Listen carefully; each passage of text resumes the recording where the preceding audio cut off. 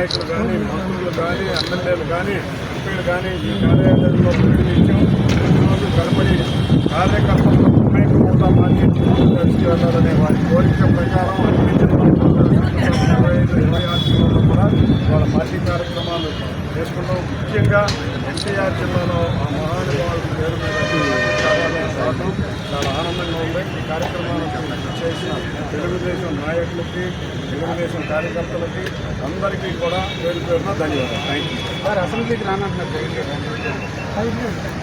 అసెంబ్లీకి వస్తే కదా ఇప్పుడు క్లాసులకు కూడా రమ్మని జగన్ అసెంబ్లీకి వస్తాడని మాట్లాడి చేశాను. కాబట్టి తప్పిన విద్యార్థి అసెంబ్లీలో కూడా తప్పుతాడు. అతనికి మానసిక పరిస్థితి బాగోలేదు. అసెంబ్లీలో వస్తే ఇవాళ ఏపీపీఎస్సీలో జరిగిన అక్రమాలు ప్రభుత్వం బయటికి తీసుకొచ్చింది కాబట్టి వాటికి భయపడి వీళ్ళు రావట్లేదు. అంతకుముందు కూడా అక్రమాలకి భయపడి రాలేదు. జగన్ ఎప్పుడైనా కూడా అసెంబ్లీకి వస్తే చెప్పుకోవాలి కానీ అసెంబ్లీకి రాని మొద్దు విద్యార్థి కాబట్టి అతను ఎప్పుడు అసెంబ్లీకి రాదు. ఈఎస్సీని మీరు పక్కదాన్ని పట్టించడానికి ఏపీఎస్సీ అంటున్నారు.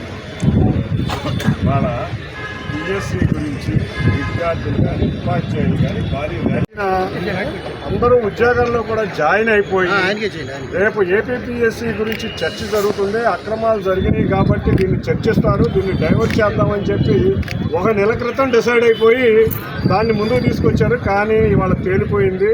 ఇవాళ జంజీ అంటే నారా లోకేష్ గారు అంటున్నారు, పవన్ కళ్యాణ్ గారు అంటున్నారు. తప్పకుండా ఏపీపీఎస్సీలో జరిగిన అక్రమాలని నెగ్గు తేలుస్తాం. వీటిని ఎంత డైవర్ట్ చేసినా కూడా తప్పదు. ఇవాళ కమిషన్ రిపోర్ట్ కూడా అందజేసింది. అసెంబ్లీలో కూడా గౌరవ ముఖ్యమంత్రి వారు దాన్ని చర్చిస్తారని అందరూ అనుకుంటున్నాం. తప్పకుండా ఏపీపీఎస్సీని డైవర్ట్ చేసే కార్యక్రమాలు చేసి పిఎస్సీ అని చెప్తే ఇవాళ నవ్వుల పాలవుతుంది రాష్ట్రం.